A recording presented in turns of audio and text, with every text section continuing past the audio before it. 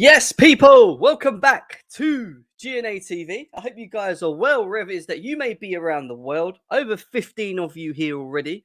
Please make sure you smash the like button. We are going to be talking everything Chelsea today. Everything Chelsea. Transfers, contracts, maybe a little bit of team news going into the Spurs game as well a bit later on. We will open the lines later today, but I am joined by someone, I say special guest because he's a part of the GNA TV team. It's just that we haven't seen him for a while.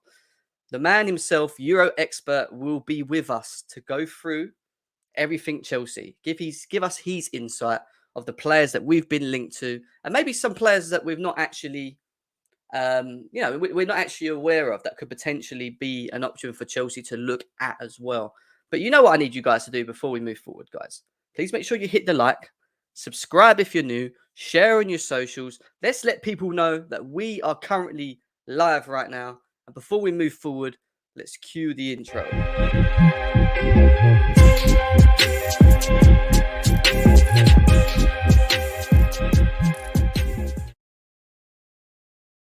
Yes, people, welcome back to GNA TV. I hope you guys are well, wherever it is that you may be around the world.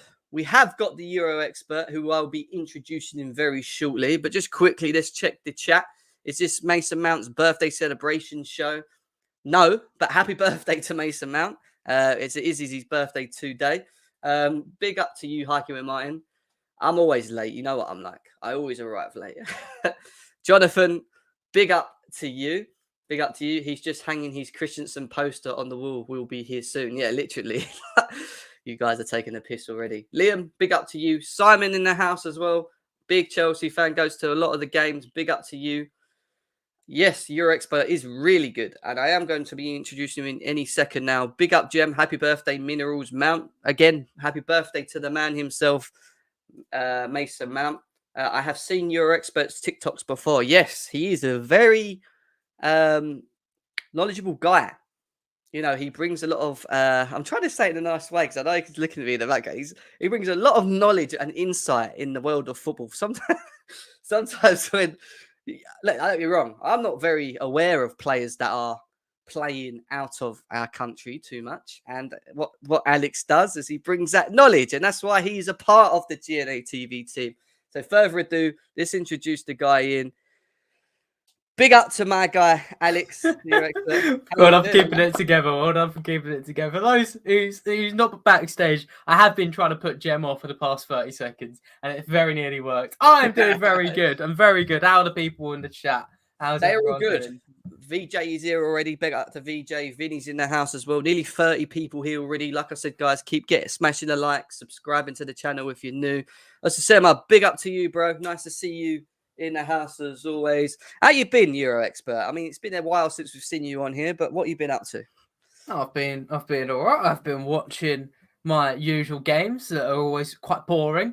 I was watching, I think, Mallorca v Barcelona over the Christmas break.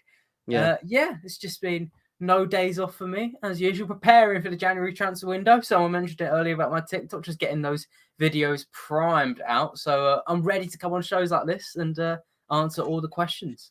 Yeah, and before we even start talking about Chelsea, how impressed have you been with Aston Villa and their movement in the transfer window? Yeah, I actually really like it. It's a good point to bring up. And I think regardless of what you think of Coutinho is at the moment, like his ability, what he might bring. Same with Lukaku. We don't know how good he will be outside of Everton. I think the message it sends is clear. Remember when A. Martinez left Arsenal and said it's a step up to move to Aston Villa, and we always kind of took it as a joke. Like, Arsenal doing really good this season, but with Aston Villa making these moves, they're cementing themselves back on the European stage again. So now a big club. When Coutinho goes to you, even if we as fans and analysts don't think he's that good, Coutinho commands respect around the player community. Yeah. So there's now going to be players going, Coutinho's Aston Villa, I want to go there. There's also talks about Lucas Digne potentially being a player that, I mean, a Chelsea target that we'll be talking about later on, no more, but, you know, looking like he could potentially be going to them as well. So they are signing some top quality players on top of players. I think their squad's quite quality anyway, Alex, once they're all fit. Anyway, you know, they're just adding to that squad, and Steven Gerrard is heavily being back there. What's your TikTok name, Alex? It is It's Euro Expert. It's very simple to find. Simon, you can find me right there. Go for it. I'll tell you now. I don't go on there and dance. You actually be entertained, I think. Oh, I thought I'd be more entertained if you was on there dancing, mate, to be honest. No. Listen, Euro Expert on TikTok, you can find him on there. Euro Expert on Twitter, on Instagram, everything Euro Expert is how you find Alex if you are wanting to look out for him as well. Before we delve into things, guys, there is something that I did want to talk to you guys about. I had someone contact me today in regards to potentially creating merchandise for GNA TV, and it could be your jumpers with a GNA TV logo in it, a cap with a GNA TV logo in it, a T-shirt with a GNA TV logo in it. Now, I haven't told him to do it, but what I did say to him is, let me talk to the viewers and the people in the chat and see if you guys are really interested in and potentially maybe purchasing some merchandise that relates to this channel. Again, it would be good to get your thoughts in the chat. If you are interested in merchandise from GNA TV, let me know. Just say yes, no, whatever you want to say in the chat. It's just for me to really understand and get people's thoughts moving forward, if it's worth saying doing, because we can put the link, an affiliate link in the chat, which will lead you guys onto some merchandise moving forward, and that will help obviously the channel grow as well, which is what we try and do here. And obviously thank you guys for supporting us as well. But yeah, let me know in the chat. Simon just said you've just gained another follower to your 18.9k follower. Is that what your TikTok is? Believe me, no, that's massive. Yeah, mate. it's doing well. Thank you very much, Simon. That is pretty impressive. Pretty impressive. VJ saying yes. Top Bins wants it as well. Why not is what Asema's saying as well. Okay, fair enough. Fair enough. 100% is what DJ Savjay's saying as well. Big up to you, my guy. Big up to you. All right, let's delve into Chelsea, shall we? Should we talk a bit of Chelsea, Alex? That's why we're here. Talk about a bit of transfers, a bit of news, a bit of contracts. I want to start with, where I've got to find it. Here we go. I want to start with this one. There was a comment coming out from, you work for this company still, Alex? GFFN. Yeah. Great friend. Alex works for these guys, by the way. Just a little heads up to you guys. But basically, we've had a bit of news come from them saying basically that PSG have made Chelsea defender Antonio Rudiger an offer of around 7 million euros per season. Alex, I mean, what's your thoughts on Antonio Rudiger and the whole saga of him leaving Chelsea? Obviously, Real Madrid are interested. Now we're finding out that they've pulled the plug. Bayern Munich and PSG of potentially other clubs that are interested. What's your overall thoughts on it? Do you think he's going to leave Chelsea? Do you think he would potentially go to PSG, even though with their massive wage book that they currently have at the moment with Ramos and Hakimi and all of the others, Messi, are available there? What's your thoughts on it? When you have the state of Qatar behind you, there's no wage cap, there's no wage limit. PSG will be fine. But this does actually kind of fit into PSG's modus operandi over the past season or two, where they're picking up these players on frees. I mean, we saw it last summer, Donnarumma, Messi, Ramos, Wijnaldum, all in on free transfers. So even though PSG are kind of stacked at the back, you can see why Rudiger might come in, especially since they've kind of recently experimented with going into a back three. And I mean, the strong rumours are that Zidane's primed to take over in July.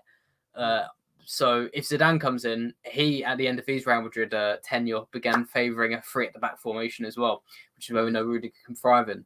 So there is actually some precedent there.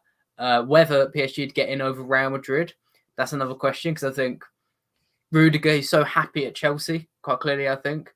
The only reason he'd leave them is for that sort of dream move, and it won't be to Barcelona because they haven't got the money for it, but I think Real Madrid will probably have the extra pulling power over PSG. Yeah, I hear that.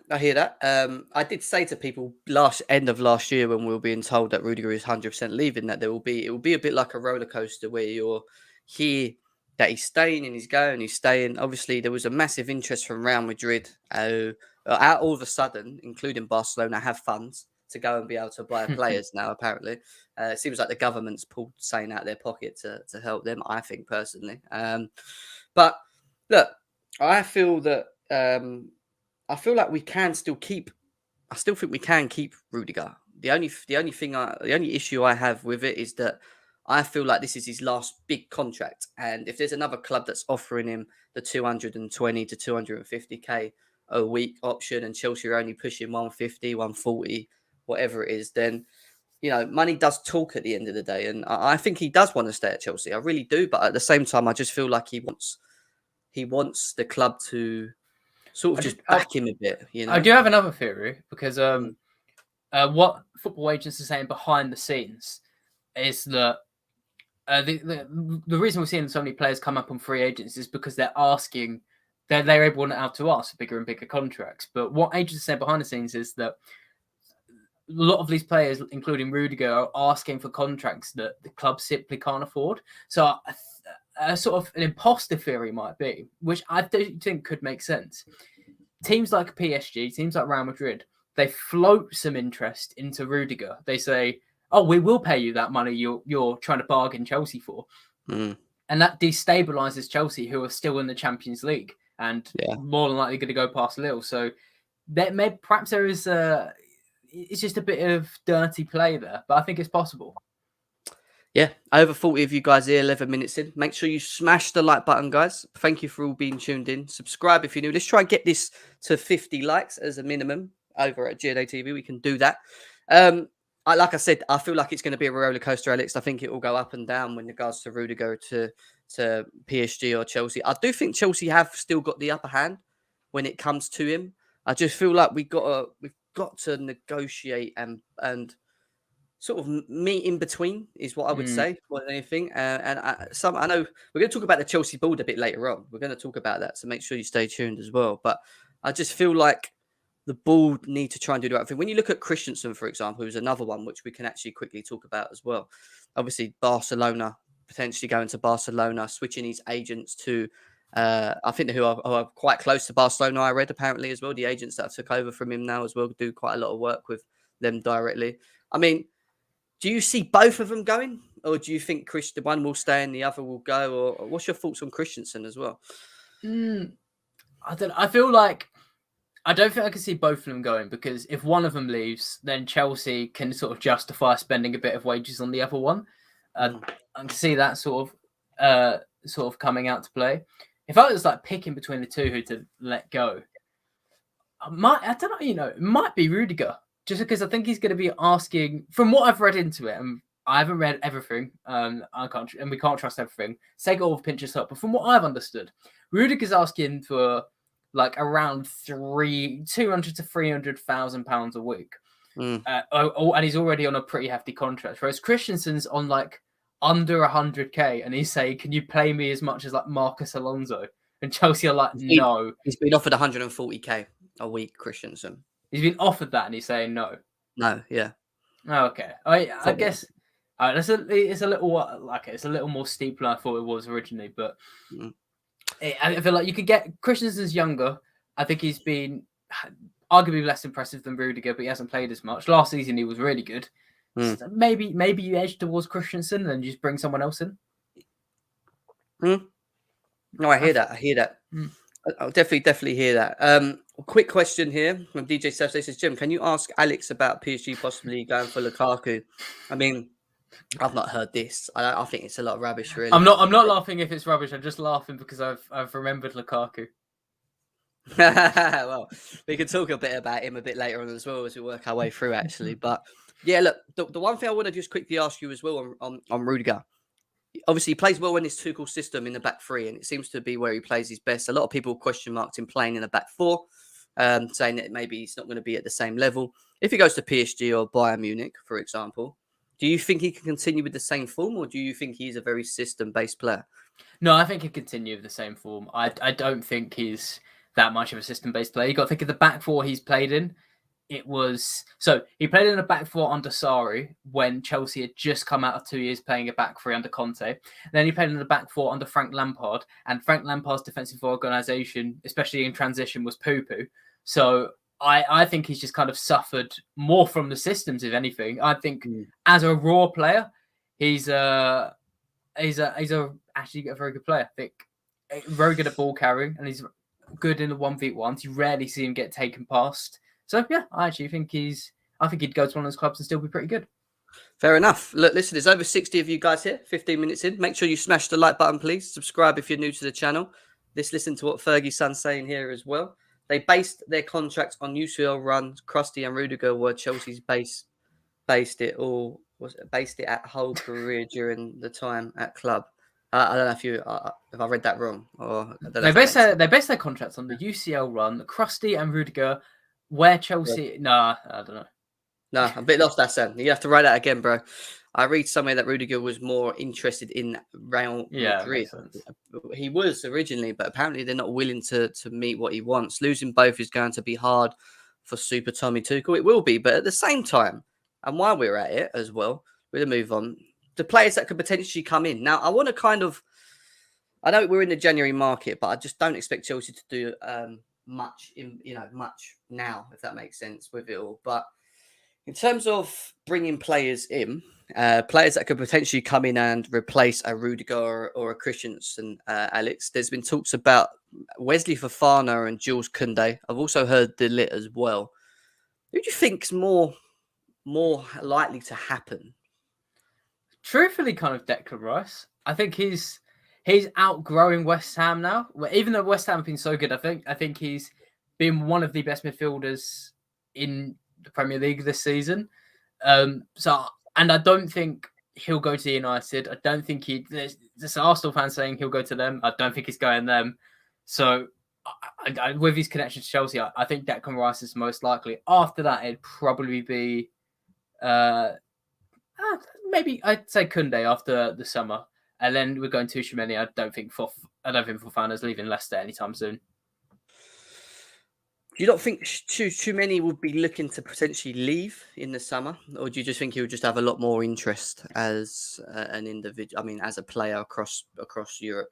It depends how this season ends for him. So at Monaco, where he's playing, they've recently sacked their manager Niko Kovac, and they've brought in the manager who was at Club Brugge called Philippe Clement. So they're looking to rescue their season. They're currently 7th, I believe, and they just drew 0-0 at the weekend. And there's only 3 Champions League spaces in Ligue 1. So my opinion is, if Monaco don't get Champions League football, which is quite realistic at this point, then I think Tchouaméni could be tempted away because Monaco are kind of stagnating as a club at the moment. He want to play football elsewhere. Would he suit Chelsea? Do you think he'd be a very good player in the Tuchel system, and how do you think he would be used? So he's so young at the moment that he's kind of been playing lots of different areas. Previously, he's played in a double pivot in sort of like a 4-4-2, and in that system, he's played everything from like a destroyer, trying to win the ball back, box to box, pushing up high and taking shots. At the weekend, though, I was watching him. He was playing almost like a 6, like the first player to receive the ball, turn around and play it through midfield. He's really young, and he's not really a player you have to mould into a system yet. So with Tchouaméni, I just feel like Chelsea pick him up, then they'll be all right. It seems like Jem's disappeared. Go on, Jem, come back. There I pressed the wrong button. I went to click to change the tab. I've got so many tabs open that I've just literally, confusing myself with it all. Now I've got to find the one that I was reading out now. It's just typical, isn't it? There we go. Oh, no, that's the wrong one as well. Great. I've got so many tabs open, Alex. Honestly, it's mad. Not that one. Not that one. Jem is 30, guys. We've got to let him. Yeah, I am. Is it that one? Oh, I can't see. Yeah, I think it's this one. There we go. I'm back, guys. I'm back. Sorry. I'm getting old, man. Getting old. But yeah, sorry. What was you saying? I didn't hear the last part of what you were saying. So I said, basically, Tchouaméni is so young. He's not a destroyer yet. He's not ex-midfielder yet. You put him into Chelsea, under Tuchel, he can be moulded into whatever he thinks he can be. Potentially just an all-round midfielder. So in the case of him, there's not really a club where he doesn't particularly suit. I hear you.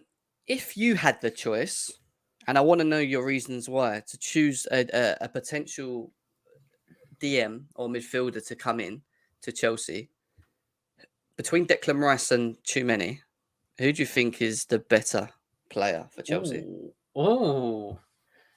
If you asked me last season, this would have been really, really impossible to call. I think right now it's Declan Rice. I mean, he's 7th in the Premier League for progressive carries, which means carries up the pitch that move the ball 5 yards up. and he's only behind the likes of like João Cancelo. He shouldn't be that high, basically. It shows he's doing a lot of ball carrying this season. And he's also, I think, at the top 10 for interceptions and tackles, interceptions. Declan Rice can do so much in midfield, and he's proven how well-rounded he is. I think the only place he really isn't that effective, I guess, is just like scoring. But yeah, I think Declan Rice makes a lot of sense. And he also would, something that is becoming growingly important after Brexit, he would fill that homegrown quota. So if you can have a world-class player, or potential world-class player, who lets you bring in another foreign talent, and that's perfect. Yeah, I hear you. Big up to Dylan in the house. Big up to him. Nice to see you in the chat, my bro. Good to see you. Hiking with Martin says Rice, because he's EPL experience, we know what we are getting. There's a lot. I say a lot. There's been a couple of people saying that Chelsea need to be careful with the young players that they sign from the French league. Some people don't think the French league is that good, Alex, to be honest. I have a counter. There was a recent study done by analysts that found Ligue 1 is the best league for Premier League clubs to shop from. It looked at all the players that have come from Ligue 1, Serie A, La Liga, all over the place, and they found the highest hit rate was in Ligue 1. So actually, if your club's shopping from France, more than likely that player is going to be great. And it makes sense as well. Like if you think about the players that have come from there, you think straight away of like, Gabriel at Arsenal, Wesley Fofana at Leicester is one straight away. I'm trying to remember the ones at Chelsea off the top of my head. It's hard to think of. Bakayoko. That's a good one. Yeah, there you go. Okay, Liverpool as well. His former partner in crime, Fabinho, as well. He's another one who's formed in Ligue 1. So that's true. Yeah, there's a lot of players there. I think as well because, final note on it, I know he might not be the most popular person amongst the Chelsea fan base, and I don't particularly like him too much at the moment, but Pochettino came out, along with Messi, and they both said Ligue 1 is the most physical league in Europe. So there's that as well.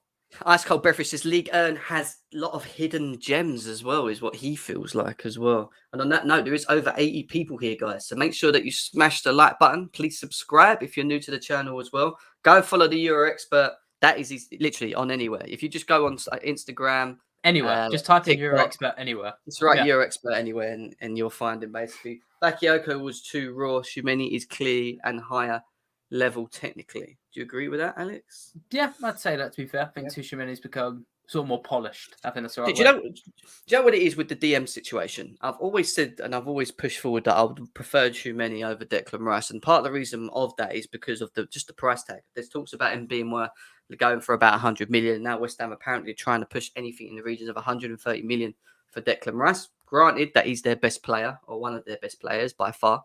I just feel like that's a lot of money for a DM that plays at West Ham. So when you look at Shumeni, who potentially would probably go for 50 to 60 million, they were saying, do you think it might be a bit more than that, Alex? Or do you think? I think it'd be less than 60 mil, probably like around 40. Yeah, I mean, yes, he hasn't got the Premier League proven experience, but he's playing under a manager that manages to elevate, but it's shown us that he can elevate players' levels, and they learn so much from playing under him. And I do think that this system will benefit Shumeni because we do control the ball a lot. You know, we dictate games. We don't usually chase the game a lot. Do you know what I mean? We're always in control, and I think with the ball at his feet, I think he could be just as effective in that instance. But I know why people want Declan Rice, because they want that 4-3-3, and they just think that he's the better lone DM. So if you wanted someone to sit, Declan Rice would be better than Shumeni, who people think Shumeni's more box to box. What do you think on that? Shumeni more box to box than Declan Rice? I don't know, to be fair. I'd actually say those box to box to each other. Declan Rice is looked at that because of these high defensive numbers. But if you watch him for West Ham now, he goes forward a lot more than you'd expect. And West Ham as well, they've ticked up about 5% in their average possession since last season. They're not just a counter-attacking team anymore, and Rice isn't just a DM. In fact, if I saw it, he does make sense for a team like Man United to play the midfield pivot where he's given license to go forward when needed. So I'd say those box-to-box as each other. Maybe, I guess, Tuchemeni a little bit more because he takes more shots per game. That's the only thing. Fair enough. All right, let's move just quickly on to the defence, because obviously we know Rudiger and Christensen might both leave. That could potentially happen. Obviously, what are your overall thoughts on Jules Koundé as a player? Like, do you think he's quality? Do you think there's a player in him? Like, is he Chelsea material in your eyes? I think so. It might be formation dependent at the moment. I was double checking actually Sevilla's formation this season because he would have been key. Fairness, he's playing. He's playing in the back four this season. To be fair, so kind of maybe he would be good elsewhere. But the point I wanted to lead on to is he has been part of the best defense in Spain this season. Sevilla have conceded the least goals out of any team. They're second in the league, just behind Real Madrid. Koundé has been a key part of that, playing I think nearly every game. He's won 66%, I think it was, of his 1v1 situations. 66% of 1v1 situations. So that's going forwards and backwards, which shows that if you're going up against him, you're not going to really get past him. That could be down to his recovery pace as well. He's a very quick player, and he's also good on the ball with his passing too. He's one of the top passers in Spain and with Sevilla. So I do think he is Chelsea material. I think he's only 23 years old as well. That's true. There's a lot of people that worry about his height, and that's the one big thing that they all moan about. And that purely tells me that they do not watch Jules Koundé in La Liga, because when you look at his actual stats based on aerial presence and aerial duels, he's won most of his duels in La Liga. But then they'll go, yeah, but it's La Liga. Like, well, La Liga is. I think La Liga is like I said earlier. Liga is like probably the most physical league in Europe in terms of the speed of play, right? Like ball, the way teams counter-attack, that's what it kind of refers to. Like, you could lose the ball in your own half straight away, the other team's up the other end. La Liga is become a lot more gritty. There's a lot of teams like Burnley there now. Like, you have sort of like Getafe, Mallorca, where Koundé is what I'd like to say, it's just La Liga. He is getting challenged aerially quite a bit. Like, it's probably not as much as the Premier League, like quite, but it's not like he's just going against, Pedro's and David Villa's where he's going to win every header. He's getting challenged there. I agree, and that's why I've watched quite a bit of Jules Koundé, especially this season. Look, the one thing he can do for me, he's progressively very good on the ball. He moves the ball quickly. He's direct. He's comfortable with the ball at his feet. He's aggressive when he hasn't got the ball. He'll press high. He'll win the ball. He can score a goal. He scored the other day for Sevilla, didn't he? I saw that right outside the box bottom corner. Very good finish. I just think he possesses a lot of ability, and the biggest thing for me is his versatility. Like, he can play right back, he can play centre back. I think he could play right centre back of a free. I think he could probably play left centre back of a free. I just think that he has all of that in his locker. Is he the complete player? No, but coming under playing for Tuchel, I think he could definitely work on becoming a top player. And like you said, he's still very young. Was he 22 years old, isn't he, as well, Jules Koundé? So, there's a lot to him, and I do think he's probably one of the best young defenders in Europe, across Europe at the moment as well. And Chelsea got the opportunity to sign him. I hope we do. We was meant to have got him last summer. We didn't because of Sevilla. I do think we will go for him in the summer. The only other guys that have really been linked to Chelsea, I've not heard of Wesley Fofana being linked to Chelsea until now, but the other one was obviously De Ligt. And I also heard something about Botman as well. What are your thoughts on them defenders as well? We'll tackle De Ligt first. De Ligt definitely does make sense, because I think Mino Raiola, his agent, came out and said he fancies a new challenge, and I think he is looking to leave this summer. So De Ligt could be on the way out. The issue with him is he's been quite error-prone for Juventus. That he's been there really since the start of their sort of decline. And he doesn't look quite as confident as he was at Ajax. He's also looked a bit more clumsy, I'd say. Like, he looks like, before he looked like an Ajax player. Now he looks like a 6'4" defender who's not got the ball at his feet too often. So I guess in that aspect he's a little risky. But is that just because he's been at Juve, where, I mean, how many players there are in form? Even Chiesa, he's only got like 3 or 4 goal contributions this season. So maybe that's just an aspect of that. With Sven Botman, it looks like the move to Newcastle's finally been ruled out, which would be great, because he should aim for a Chelsea level team. You guys will get a close look at him, actually, in the game against them. Yeah, we'll get a close look at him this Sunday as well on the European watch along. Botman, he's a bit like in the sense that he's also pretty tall, 6'4", but he's, I'd say, shown he's a much better passer recently, or like he's shown better passing. Last season, he was in the top 10 in Liga for passing the final third. And the thing is, as well, with that stat that you need to add in context, players usually top that from teams like Manchester City. So I think if I was to go for that in the Premier League, you'd see players like Cancelo, Laporte, Diaz, Walker, all top with passing to the final third, and that's because City push so high, so they just need to pass it a couple of yards. Whereas, all bringing it back to Botman at Lille were more of a counter-attacking team. So him raking these passes forward shows that he has the vision to execute some good balls, which could be beneficial to Chelsea. So yeah, I think maybe Botman makes a little bit more sense to De Ligt, but if we're looking back at 18-19 De Ligt, then maybe that player, if we could get him at Chelsea, that would be huge.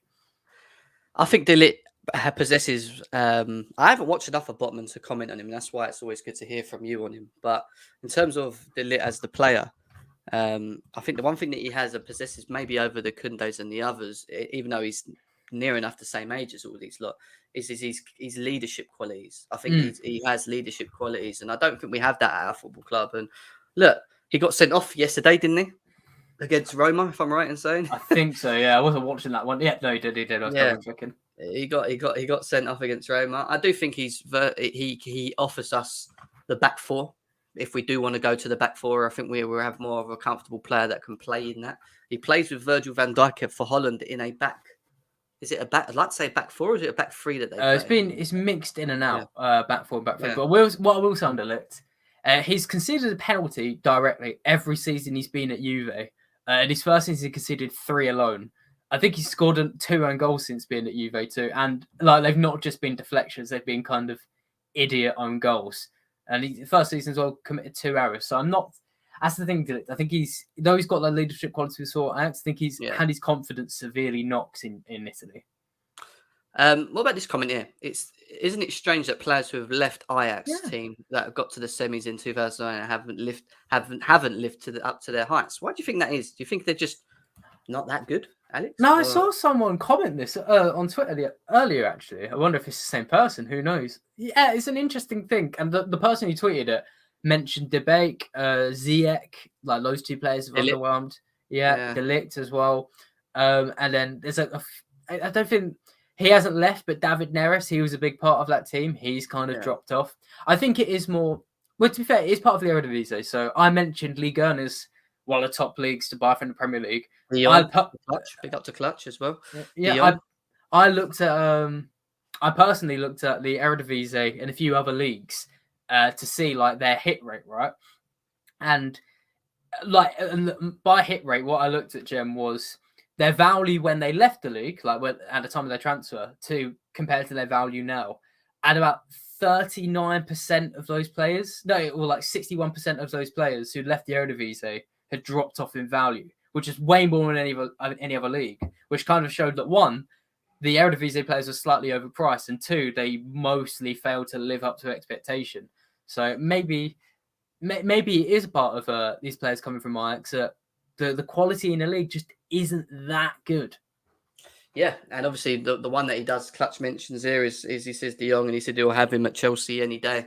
I think De Jong's a very good young player. Again, could play in that role that Declan Rice and many are looking to play as well. Chelsea not been linked with him though, but he'd be worth a lot of money, wouldn't he? To be fair, Barcelona. We said you joked earlier that Barcelona have suddenly got money. They haven't. They need to. I don't know if you guys saw, but. Their president, Joan Laporta, came out and said that even though they've got rid of Coutinho on loan, it's not enough to register Ferran Torres. So under the current situation, if today's January 31st and then we're going tomorrow, Ferran Torres actually can't play for Barcelona because they can't free up any wage bill. I think the general consensus seems to be that everyone at Barca has a price, and that would include Frankie de Jong. Yeah, I hear that. I do hear that. Guys, smash the like button, please. Let's get to 50 likes. If you're new, please subscribe to the channel as well. Big up everyone that's currently still in the chat right now as well. Big up to Alpha as well. Nice to see you in the house. We're going to move on from this, and we're going to talk about what Chelsea have been linked with in most recent times, which is the left wing-back scenario. Now, there was talks about Lucas Digne potentially being... playing, being a Chelsea player. He wanted Chelsea, and then there was talks about Rafa saying that he wants to leave Everton as well. He doesn't see himself playing for them. All of a sudden, it went a bit stale between him and Chelsea, and now it looks like he's going to Villa. I mean, In terms of the left wing back scenario, you've watched Chelsea, Alex. I'm assuming you've watched Chelsea this season and how we've been playing with all the injuries that we had. And a lot of Chelsea fans feel that Alonso's just not that guy. He's just not that guy. He's not the one we can rely upon. What's your thoughts on Chelsea and the wing back scenario, especially now Chilwell's going to be out till next season? Oh man, Marcus Alonso's a funny player. I don't know. I like him, but he's just very slow, isn't he? If Chelsea get counter-attacked, you can guarantee he's going to be the last man to enter the box. And if we beat him, it could be if him and Lukaku started a race back to their own box, and Alonso was on the halfway line, and Lukaku was at the opposition's box, I would bet on Lukaku to get to Chelsea's goal first. Alonso's that slow. But it's a difficult one because I've spoken about this before. I think it was on Lawrence's channel where if you bring in like a top level left wing prospect, whoever that may be, that I don't know, let's say like for fantasy's sake, let's say you get someone like João Cancelo out of City, right, or whatever. So you get that, then Ben Chilwell basically says to himself, right, well, you guys have signed my death sentence. Like, I'm not getting back into this team. You have no faith in me. Whereas if you go the other way and you go, no, we're going to have faith in Chilwell. We're going to get like a sort of lesser known player, maybe a younger player, or an older player who's experienced like Luka Ding. I'm going to get him, and then in a year's time, Chilwell just fails to come back at all. Then you're stuck with two players on the wage bill. It's a tricky one, or rather, if Chilwell comes back, that other player's not good enough. Yeah. I agree with what Clutch is saying here. The ACL injury, as we've seen from other players, has been a bit hard, especially trying to get back in the team and find the form that they currently had before they had the injury. You look at someone like Virgil van Dijk, Ruben Loftus-Cheek, Callum Hudson-Odoi, people that I know more so thought about it more often, not potentially found the form that they need to find to at the levels that they did before. I get why we're looking, and I don't think Chilwell should panic too much in regards to us maybe bringing in someone of that quality. I do think if Lucas Digne come in, I don't think he would potentially bench Chilwell when Chilwell come back, depending on how he performed in the period he wasn't there. But I kind of do get and understand, and I know some Chelsea fans will agree, I kind of do get why we're not going for him to a degree, because if Everton do want us to buy him and they're not willing to loan him, because I wanted the loan for him to then go back in the summer and then allow us to go for a long-term target in the summer. If they did want us to buy him, then and Chelsea didn't want to do that, then fair dues. The issue, and we was talking about it backstage as well, is the issue that I think we have with buying players, especially in the January market at the moment, is we've got too many players on the books with the second highest wage bill in the Premier League, and it makes it very hard for Chelsea as a board, as a club, to go out and buy. Did you know, Alex, right? In the summer, when all our players come back, we have 5 left backs. Babaraman, Emerson, Alonso, Chilwell, Martson, yeah. Bam. Yeah. So, people were saying, but at the end of the day, we do need to offload players. We do need to free up that wage bill. And I do think we're at a point that we know that we need someone to come in, but I think we want to buy someone that's going to be at this club long term. So by doing that, you can't do that in January. As we know, you don't really see top players leave in January because of wherever they're at the moment. Their clubs might be competing for certain levels, cups and Premier League, whatever, or for leagues and whatever else. There's a lot of talk around what type of left wing back could come to Chelsea potentially if it ain't Digne. And there's been talks about Theo Hernandez. There's been talks about, like, for example, I would like Gozens. There's a guy called Miley. Is it Miley from Italy? Miley from Italy. There's a number of left wing backs that are being spoken about for in the summer. Who do you think would be the perfect fit for Chelsea going into that? I was just double checking where Babaraman was to make sure he's not the target. He's at Reading. He actually seems to be doing quite well in the Championship. Yeah. The issue is there's a lot of names being bandied about left wing back, but Chelsea are never getting them. So Kenny, that's one as well. So Jonathan mentioned Theo Hernandez, is about to sign the contract at AC Milan. He's not leaving. You mentioned Joachim Mailer there. Shout out CFC Sarah as well on Twitter. She's asked me today about Mailer. He won't leave Atalanta because he only joined last January. So he's not going anywhere. There's basically no like top level left back, even with Luka Ding seems to be going Aston Villa. I have a few names. I'll fire one at you.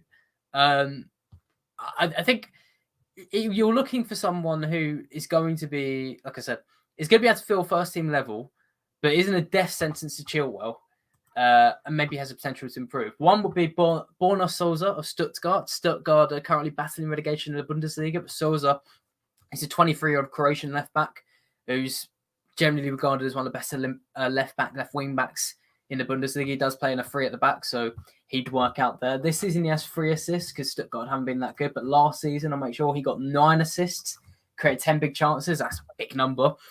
So Souza would be a good one. I don't think he'd cost more than 20 million. I'll say as well, just entertain it. Bringing Ian Martson back. I'd be interested to see what Tuchel would do with him. I was looking into him for a video on TikTok. He's, I think, at Coventry at the moment in the Championship, and he's played most games as well. He's been really energetic down the left wing or the left channel. The issue I found with him is that he's kind of flying into tackles like a madman. And though he's generally played really good, he's had a couple of howlers. I think he was brought off again at half time against West Brom recently. So he's only 19. He's clearly not there yet, but might be fun to bring back. Another one who I thought would be good. We might talk about Serginho Dest as well, but I'll throw him out there. Jem, I'll see if you know the name. We'll test your knowledge as a Chelsea fan. A Nigerian left wing back / right wing back who used to play for Chelsea, who's now not there. Who is he? I'll give you another clue. Yeah, Nigerian. He was at. Yeah. He was in the Premier League last year on loan from an Italian club. You're going to say, I know you're talking about now.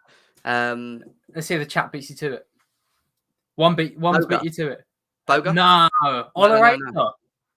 Who? Ola Aina. Oh, yeah, sure. Ola Aina, who got loaned to Fulham last season. Let me explain to him. He's a right-footed player who's played most of his career at left wing back, who last season at Fulham played at right centre back and right wing back. He's ridiculously versatile, and he's actually a good player. I think he was playing today for Torino as they beat Fiorentina. I'll double check that as they beat Fiorentina 4-0. And Torino clearly are happy to get rid, just because I think they need the money and no cash in on him. He's 25 at the moment. But yeah, he can cover both flanks to a Premier League level like we saw last season. Fulham were actually one of the better defences in the Premier League. I think it makes sense to bring in Ola Aina. I don't know. Really? What, to Chelsea as like backup, or do you think? I think he'd be more than happy to play backup, and he has, like, even at 25, I think he knows he has the potential to kind of kick up a gear. I'm not saying he'd be like damaging in the final third, but let's double check it now. He's still winning like a decent amount of his 1v1 situations. As I said, he's got that Premier League experience. I think he'd be good to cover. Crucially, he'd cover both right wing back and left wing back. I hear that. I do remember him. I remember him playing or be given an opportunity at Chelsea at obviously a lot younger age. I haven't followed him since. I think the issue we got as Chelsea is that we've got so many players that we've had in the past that have gone out and maybe performing well, that it's quite easy to just point fingers at players that have played for us before and say that they could come back to this club and do it again. I just think that there is a huge, and this is why I was so not big for this Maatsen thing. I know a lot of the Chelsea people, especially in the chat, wanted Maatsen to come over and cover. I just think that it's just too much of a big step coming from Coventry to then play for Chelsea and competing in 5 competitions this season, not 4.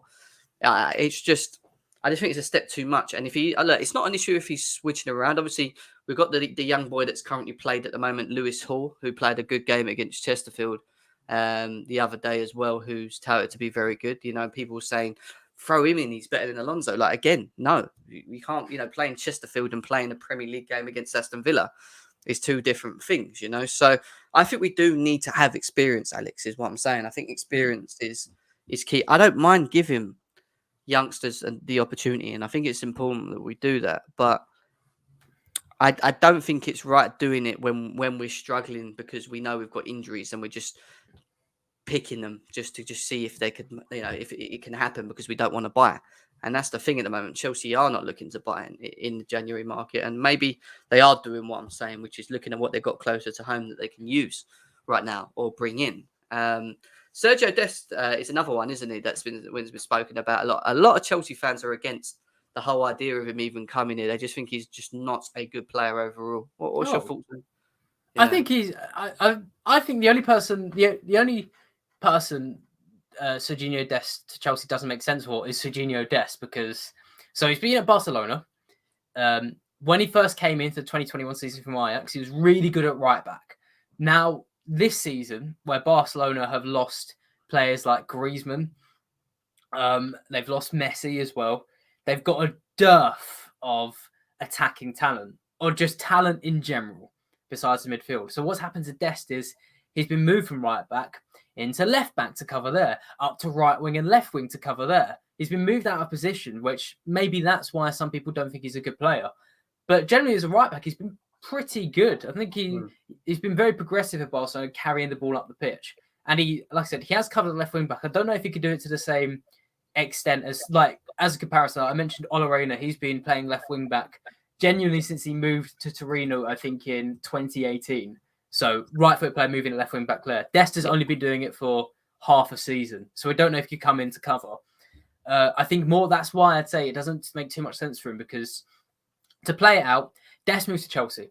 Let's say he covers right wing back while Reece James is out, and then maybe Azpilicueta moves to left back because he's more comfortable there, or vice versa. As soon as Reece James comes in, Dest is not getting in at right wing back, because even if they're close to ability, Chelsea will favour Reece James because he's a homegrown boy anyway. Then he'd be good backup, but this is a guy, I think, I'll double check his age. He's still got, does he want to go from being Barcelona's main great hope at the moment, a 21-year-old American, to being Chelsea's long-term backup? I don't think he does. I think he wants to be a Reece James, top player at a top 6 team. So I think he'd only come to Chelsea if he had guarantees of minutes, which he can't get. Well, that brings it on to my next thing, because we've seen Thomas Tuchel come out and actually talk more about the right wing back being a problem than the left, which a lot of Chelsea fans have been very puzzled about. I'm one of them to a degree, because I do think that the 3-4-3 is affected by Alonso, because I do think Alonso, even though I think Alonso can do a job, I just think that he's very limited, if that makes sense, in what he can do. That's why we don't get the best out of the system that we currently play. But Tuchel has spoken about the potential of signing a right wing back more than the left, and maybe that's because we're using Pulisic and Cho and other people to play in them positions, which he knows is just not their position, and they're kind of just feeding in that area. But obviously, Reece James is only out for up to 8 weeks. When he does come back, we do expect him to start. What is more telling is that, you remember at the beginning of the summer window, the one that we've just gone past, we were all really interested in signing Hakimi. It wasn't that we was looking for a left wing back; we was looking for a right wing back, even though we had Reece James there. And it was like Tuchel just wants to strengthen that area, which is quite interesting. He said it again in a conference that he wants someone to play off the right, and that we are out there looking for someone. Obviously, Dest is someone that can play both sides. Is there any real other right wing back options out there? That's what I'm trying to think in my head that would suit our system. Yeah, this is an even harder sell for a player, right, than the left wing back one. Because at least at left wing back, if you ask someone to come in like Digne, you can say to him, listen, you're going to be first choice for at least the rest of the season. And if Chilwell doesn't come back to full fitness, which is quite likely, you'll still be first choice. Whereas, let's say you go to Serginho Dest, you say, how would you like to come in and be Chelsea's right wing back for about 4 to 6 weeks? Then Reece James will come back. And as long as he stays fit, you will not start there. So I don't see how Chelsea can get a top level right wing back there. Off the top of my head, at first, I was thinking players like at Wolfsburg, we've got Rudiger, who lots of people in the chat might like. He's a sort of a right wing back stroke right mid, who's pretty good going both ways. But again, he'd probably want to be a starter. So I don't know who Chelsea and Earth can bring in at right wing back. I mean, it'd either have to be someone quite old who's happy No, he doesn't. Barkley, Ross brilliant. Barkley needs to get out the door. That's what he needs to do. I'll tell you that.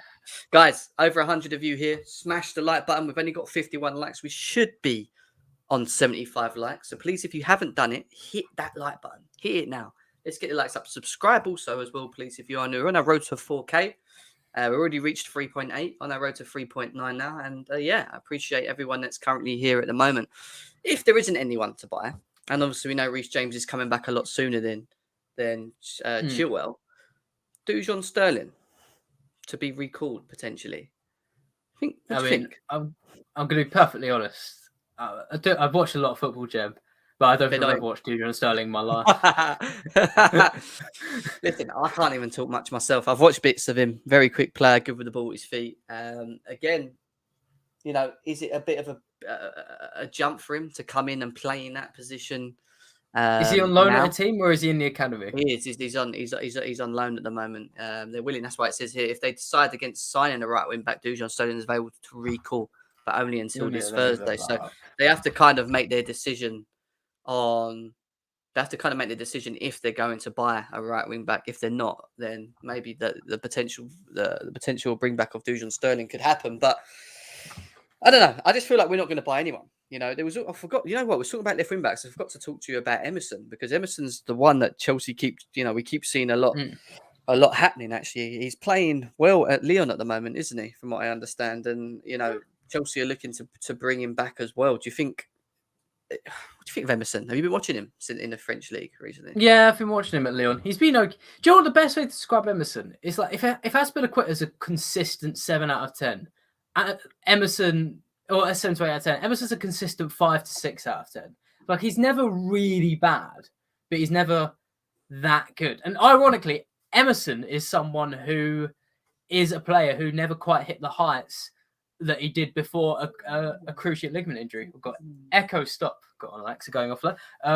So Emerson, yeah, he's been okay at Lyon, but I don't know. I think if he comes back, maybe the best way to describe it is he's not as dangerous as Alonso, but he's more athletic than him.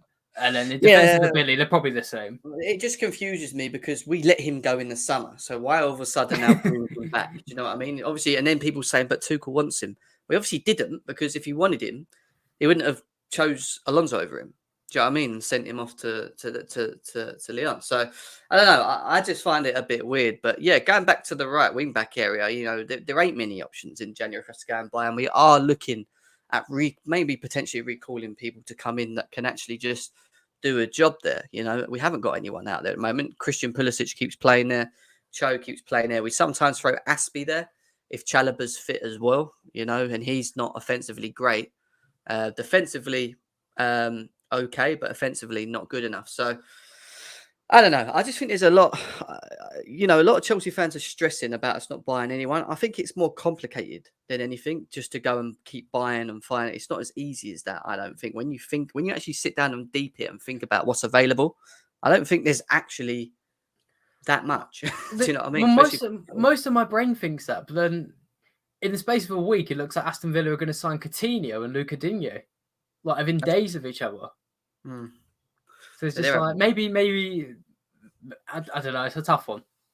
It is tough, and that's why I want to just quickly. We are going to talk a bit about Lukaku, but I just wanted to quickly talk about the board because we are having a bit of a meltdown at the moment. Some Chelsea fans must say are having a bit of a meltdown in regards to us not signing left wing back, not signing the right wing back. I'm not going to lie. I was one of the people that said if we want to compete, if we want to keep competing against throughout this season in the Champions League, maybe close the gap to Man City in the Premier League, we need to buy quality. We need to have better in the wing back positions. And I just feel that, and we spoke about this backstage. I just feel that I don't think it's as easy as to rush. Now, Digne, if we could have got him on the loan, I would have been happy with just to come in 6 months, do a job. I think you can do that because he has the Premier League experience. He could have done the job. But when you think about outside that and what Chelsea potentially might be willing to do moving forward with Tuchel, I don't think it's worth rushing a buyer, which you're not going to be able to get, because I think what's on Chelsea's mind or the board's mind and maybe Tuchel's mind of players that they want in are not players you can get in January. So are they just saying to him, deal with what you got. If you want to bring back a player in, or you want like an Emerson, or you want us to recall Dujon Sterling, we can do that. But in the meantime, we feel like you can do a job with what you have. Wait out to the summer, and we'll go for a Tio Hernandez, we'll go for a Gozens, we'll go for whoever the player is that they think the long-term argument is. I mean, a lot of Chelsea fans feel like that the board hasn't backed our managers. Alex, is what I'm trying to get at. Not only Tuchel, Lampard, they feel, even though he got given players that people were saying they weren't his players. And when you go back to probably Conte, when we've got Fabregas, Costa, and who else did we get? We've got another player as well. Oh, God, who was that? Felix. No, is it? What's his name? The left back that played for Atletico Madrid. No, that was under Mourinho. Was it? Oh no, sorry. Under Mourinho came in Costa, Fabregas. Yes, Felipe Luis. Yes, Felipe Luis. That's it. Yeah. So that's the only time where they feel like the manager's actually got what he's wanted. What's your thoughts on the Chelsea board and Mourinho and all of them? Do you think we do? Do you think we are quite just we just do? Do you think the board just do what they want to do and don't actually talk to managers like how Chelsea fans feel, or do you think they're just not going to rush into things? So I've got thoughts swimming around my head on this one. And maybe I'm about to say some things that will resonate with Chelsea fans. So I personally think, from looking at it, I think the recruitment team and the Chelsea board have been about a year behind Chelsea on the pitch. So Chelsea generally have been a counter-attacking team. Under Mourinho, sort of under Ancelotti. Under Di Matteo, certainly. Under Rafa Benitez. Under Mourinho again. And then under Conte. It's generally been Chelsea not sit back, but they're not sustaining pressure like a Tuchel team does, or sort of like Lampard team tried to do. And I think Chelsea's recruitment in the summer of 2020, Havertz, Werner, Ziyech, these were players who would have thrived in a team that had more space to operate in and had less of the ball. But Chelsea weren't that. They're a team trying to put pressure on teams. And the same could be said for Lukaku. Lukaku thrived at Inter Milan. In a counter-attacking team where Inter had, I think, 50% of the ball compared to Chelsea having like 62%, where Lukaku was running at players, not backing into them and begging for the ball to come into him. So I think Chelsea maybe having a bit of analysis on their own and thinking, well, we've got Lukaku wrong. We've definitely got Werner wrong. These are good players, but they're just not work for Chelsea.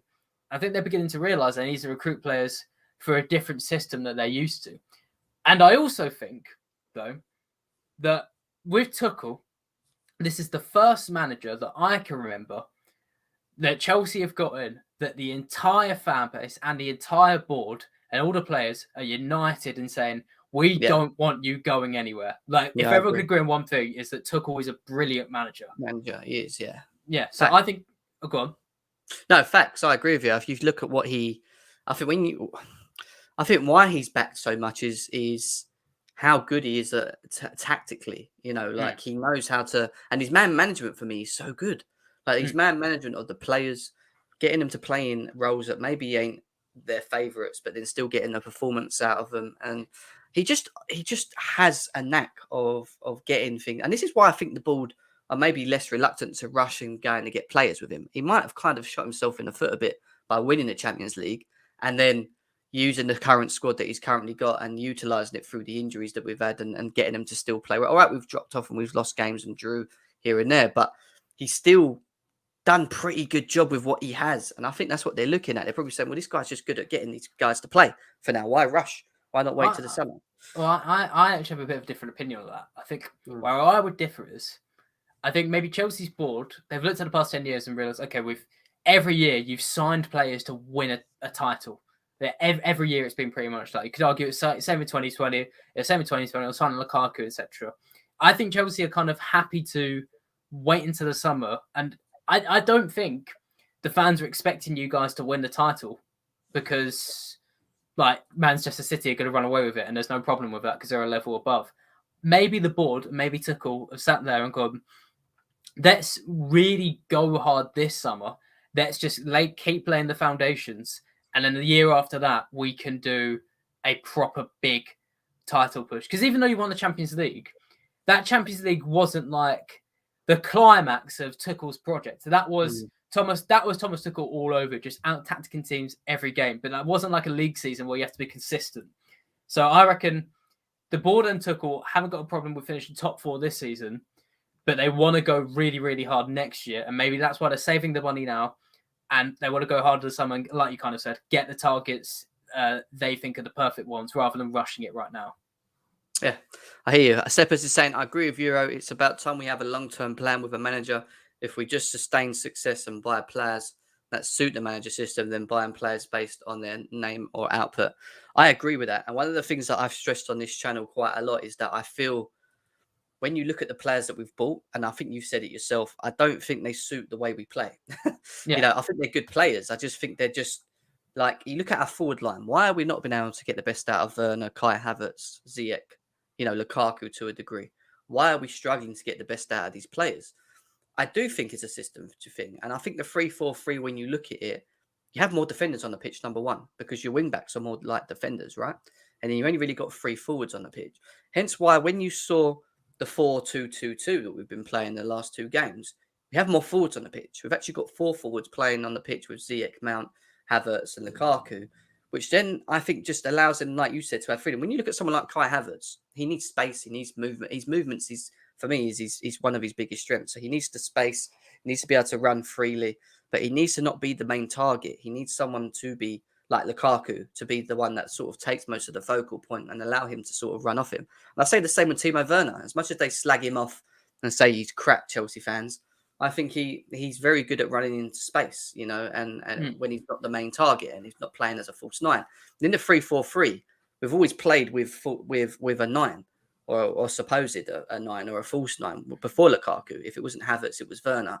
These 2 type of players, I don't think are players that are meant to be focal points. Well, I was going to say, here's something that I think is categorically true that kind of proves what we're saying. What's the one thing Chelsea have been probably since maybe Lampard Sarri days? Chelsea have been great against top 6 teams. They've been good at beating the likes of Manchester City or taking it to teams like Liverpool or in the Champions League against the big teams. But they've been horrible against your West Hams and your Crystal Palace sort of type teams where they sit back. And it's because when Chelsea sort of revert to a sort of counter-attacking system, which these players really have been bought in for, they're great. But when you have to play more possession, when teams sit back against you, I mean, if a team sits back against Timo Werner becomes a wet sock. He's practically useless. So it's like that's the reason for it. Is Chelsea they've been misaligned between their recruitment and what's actually happening on the pitch. We need to reset. The club needs to realise they have to abandon the method that's won us the trophies over the years, because football has changed now. We have the best manager to change our methods. And I think you're right. I think Tuchel's just doing a job with what he has. Do I think he could utilise the forward line better in a different formation? I think so. But I don't think he has the players behind to do. When you look at our midfield, I think he would like to have a DM like Declan Rice or Tchouameni or someone like that can actually just sit, and I don't think we can do that with Jorginho. We know that he's good with the ball, but he's slow. He's slow when he hasn't got the ball. And you look at someone like Kovacic and Kante, who people would say they're more like pressers, box to box. They sort of hunt the pitch. So maybe we are very limited in the way that we play based on the personnel that we have. And that's why we stick to the 2 in the middle, with the 2 6s, whether it's Jorginho, Kante, Kovacic to play in them roles. But look, I do think we have to be patient. Am I annoyed that we haven't bothered maybe getting a left wing back or right wing back? Yeah, because I want us to compete at the highest order. I want us to win trophies. Do I think we can still do it? I do, providing that we can keep 99% of our players fit, barring Chilwell, because we know he's not going to be available. I do, yeah, because I do think Reece James, Kovacic, or Kante, when they're fit, massively helps his squad. Thiago Silva, the same. Mendy, for example, another. Lukaku has to stay fit. The issue I have is just the left wing back area, because we only have Alonso. Do you know what I mean? That's an issue. And Saul Niguez, who I think for the last 3 games has actually played great. Well. Yeah, he's played very well. There's a lot of people that thought he was going to be the flop of the season, but to be fair to him, up to now he's not done too bad. So we have got players, we have got a squad. We can question mark the quality of the squad depth, when you look at people like Barkley and some other individuals that are there to back up when we're injured. Yeah, maybe that's not good enough. But this is the thing. This is why I look at the board and say, look, you need to get rid of these players in the summer, clear them out, free your wage book, and then go and buy the prospects that we want. And we're not going to be able to just keep buying if we're not selling, and we can't just keep loaning because it doesn't help for us. Do you know what I mean? So it's a bit of a catch-22 for me with Chelsea now. But the one other thing I want to talk about is Romelu Lukaku. Because I want your overall thoughts on this. I haven't spoke to you since his interview with Let's get into it. Italy, and his comments, which some of the fan base thought was absolutely wrong. Some said it wasn't that bad. And then there's obviously talks again here today about him potentially saying that PSG have a great team, which is fine because they do have a great team, and that potentially PSG could be interesting, in which I disagree. I think this is just paper talk. But Romelu Lukaku overall, since he's been at Chelsea and what he's did, what's your thoughts? Oh, he spawned the best memes I've seen on Twitter in a long time. Oh, my favourite one was tweeting a picture of him sitting down. It was like, I don't like sex. I prefer intercourse. I was in bits. I was in bits. Listen, I get like there's going to be some players who are attached. Some fans are attached to Lukaku, and they want to protect him and say it wasn't that bad. What he said was hilarious. It was the moment where everyone could laugh at Chelsea. He came out and said pretty much like Barcelona, Real Madrid, and Liverpool were bigger clubs. It was basically. He made Chelsea feel like the last choice. I know there's like things coming out and said he didn't like it was misintended. It was just meant to be a love letter to Inter Milan. But there was too many direct references. Someone said he could have gone through that entire interview and not mentioned Chelsea once, and they're spot on. I don't get why he started saying things like, I'm trying to remember off the top of my head where, if things could have gone differently, I wouldn't have gone to Chelsea. Or Lautaro. The Lautaro comments, and also the comment about the extension. If he'd been given the extension, maybe it would have been a different story because he wouldn't basically play. That's what he was saying. Yeah, like the Lautaro thing was like Lautaro, don't come to Chelsea, don't worry, I'll be back at Inter, and not when I'm old, when I can still play. That's the opposite of Agent Rudiger, where he was going around saying, "Oh, come to Chelsea, come to Chelsea." Lukaku say, "Go away, stay away." And the big problem I had with it was he came out and complained about the system, where the system's been tweaked slightly, where he hasn't been playing in the front two. Okay, but one, he wasn't exactly very good before. Okay, he did very good against Pablo Mari, and that was it, really. And two, he knew that Chelsea were not going to be like Inter Milan when he joined. At Inter, like I mentioned, he was having like 10% less of the ball. He was picking the ball up inside his own half and charging towards goal. He knew at Chelsea he was going to be sitting up top with his back to defenders and act like a target man a lot of the time and trying to spin round. So it's just completely ill-advised, ignorant, but hilarious at the same time, of course. And yeah, you've got to give him the chance to redeem himself, because if he now does go and does go and redeem himself, that'd be great. But I can't remember what game it was. What's the game against Tottenham, where Chelsea were brilliant against Tottenham. Even though Tottenham were good, but Chelsea dominated them. The worst player on the pitch from Chelsea's perspective was Lukaku. There's a guy on Twitter, the final thing I'll say, bad Chelsea takes. Shout out to him because he's a good guy. I imagine he could have made an entire Lukaku fail comp just off that one game, the amount of bad touches he had. Oh, so you still think that the Timberland boots bad touches is there with Lukaku? Because there's a lot of Lukaku lovers out there that say that he's improved his game since he's been at Inter Milan. Oh, he's improved his game. He's improved his game, but it's just like in that game in particular, it's just funny because he didn't look like a footballer. I think he's carrying a bit of weight, I know he's big anyway. I don't think he is. I think he's short of confidence, maybe. Yeah, potentially. I mean, I was one of the people that were really. I don't want to go back into it too much again, but I was pissed off with his comments. The fact that he said the way what he said with Martinez, stay there, don't come to Chelsea. Like as if to say, I'm coming back there. Do you know what I mean? And then it was the extension thing, and then he was talking about how Real Madrid, Bayern Munich, and the other, I can't remember who else it was, are great teams, and they were the teams that he was looking to go to next.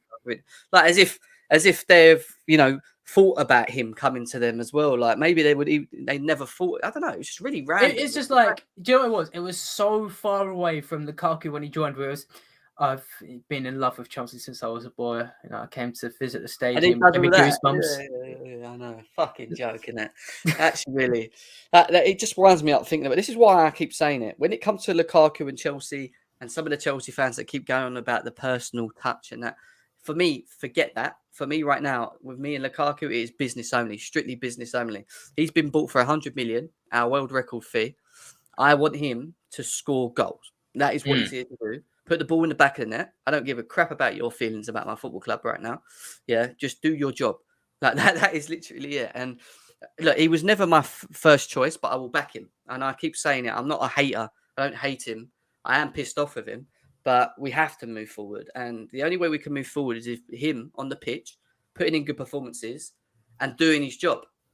And what we'll say as well, we mentioned Tuchel. He handled it really good, I thought. Like, he handled it beautifully. He acknowledged that Lukaku, like what he said was wrong. He acknowledged that the fact that fans should be pissed off, but he also tempered it and said, "Look, I'm going to speak with him. He knows he's done wrong. We're going to sort this out.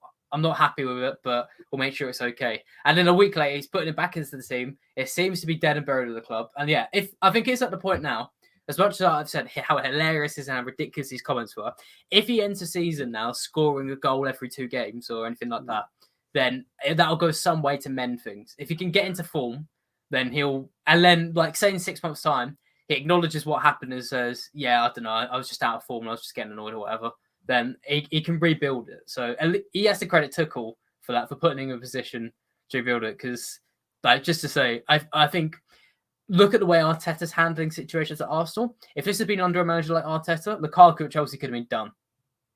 Yeah, I agree. And there was a lot of people that thought that Chelsea might have been done with him. And I think Tuchel, the one thing I would say, and this is when I really knew that everyone had Tuchel's back.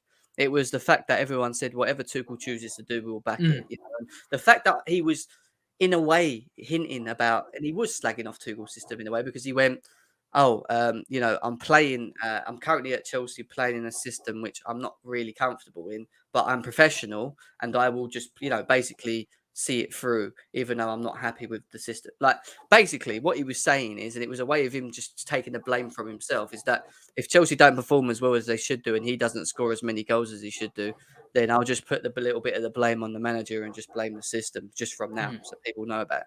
I just think it was a very dirty trick, in my opinion, what he did. But yeah, some people don't think it was as bad. Some people think that there was just truth to what he says about the system and it not being right. We know that the system's not getting the best out of our forward line, but you don't go to Sky Italy and start talking to him about it. And behind Chelsea's back as well. He didn't even tell his representatives. He didn't speak to anyone. He just went and done it. Like, he literally just went, "Do you know what? I'm just going to go and do this interview." And this is when he was supposedly meant to have had an injury, or just before he had COVID as well. So, you could argue he came back and got COVID just because he went to blimmin' Italy. Do you know what I mean? That's why I said £100 million with zero media training. Well, you'd think he would have media training, wouldn't you? There's 1,000. It didn't look like it. He literally could have. He had 1,000 ways to answer the questions that were asked of him in that interview, and all he needed to say was all he said was like, "Inter, I'm sorry that I'm sorry the way things went down. Hopefully one day we can reconnect. I'm at Chelsea now. I'm happy here, and I owe a lot to this club. Thank you for what you gave me." That's all he needed to say. I agree. Redneck, what is happening, my man? What's going on? Not much. I just saw some comments saying some people forgive Lukaku, some people don't. This is such a big lie. Most of the people just want him to do the job and move along. He will never be a Chelsea legend after the comments that he made. Never. Never. Wow. First of all, I think he's gone in the summertime. I don't think he's. Think he's. Yeah. Wow. I just don't see it. He's one of those guys that, like Pogba, attitude, like supposedly be great, but I didn't see it. If somebody tells me that he's a world class, please tell me why. Because he won one title? No, I had this argument on a space the other day. I went into a space on Twitter, and I tried to stay out of these spaces because there's so many people that are just too over opinionated about things. And I went in there and they were basically saying, Lukaku's is world class because he's a goal scorer. He scores goals. And if you look at his record, he scored goals everywhere he's went. He scored 100+ goals in the Premier League, blah, blah, blah, blah. And I was like, well, okay, that's cool. So you're putting him in the same bracket as Lewandowski. And they're like, well, No. But so then how's he world class then? Because this is the thing. The definition of world class is different for everyone. I actually tier him. I don't just say world class because it don't make sense to me. Like you can't just say right, Kante and Thiago Silva are world class, but Jorginho and Lukaku are as well. So you're saying that they're in the same bracket as them, just by saying, well, not, for me they're not. Do you know, that's what I'm trying to get. And I have Lukaku, a completely different opinion on the world class. First of all, I'm looking at that kind of specific opinion at the end of the season. Not at the end of the season, at the end of the player's career. So I can look at the full picture. That's how I rate if it's a world class. He's a player at the moment, not this moment. I don't care, man. It's just like it is what it is. You know what I'm saying? Like people, like literally, I know how many people I know that actually tolerate Lukaku, and I know how many people are actually to the level of you just saw who. You know what I'm saying? So I'll be honest. My opinion of world class is that it's the second hardest difficulty on FIFA, and that's all I can think about it.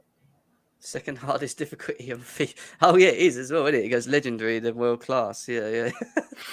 Yeah, I get that. First of all, I don't get it. I'm 42 with 4 kids, so no, it's FIFA is definitely above my pay grade at this moment. But I'm looking at first of all, I never looked at Lukaku as the accomplished player. It's always something he needs to be to improve in. You know what I'm saying? Like he always needs to do something that he needs to improve at. And all of a sudden, he's 28 years old.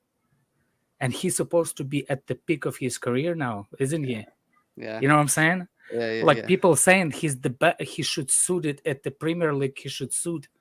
Oh my God, the Villa just hit the post. What's the score? I'm not even watching it. 1-0 United. Okay. But it's that thing that he always near but not always there. He was saying that people saying he's built for Premier League, but all of a sudden it's too fast for him. I think he's perfect at the Italy. He should have stayed there. Actually. Do you think, Alex? Actually, I'm going to ask you this. Do you think that the Italian league, when you look at someone like Tammy Abraham, who's having a very good season with Roma scoring goals, but obviously wasn't doing it as much at Chelsea, and then you think of Lukaku and how well he played in Italy, and then just came back over to the Premier League. Do you think it's more of a league thing that the Italian league's just not as good as the Premier League, or are these players actually good players and Chelsea are just not seeing it? What do you think?